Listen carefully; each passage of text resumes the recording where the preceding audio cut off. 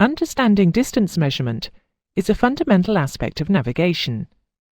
In this lesson, we will look at distance definitions and conversion between imperial and metric systems that are used to measure distance. Meters are the basic metric units of distance and are used with standard magnitude prefixes. For example, millimetre, centimetre, decimetre, or kilometre. A metre is defined as the distance that light will travel in 1/300 millionth of a second. For navigation, we are mainly interested in the kilometre, so we will start by looking at how we can define the kilometre.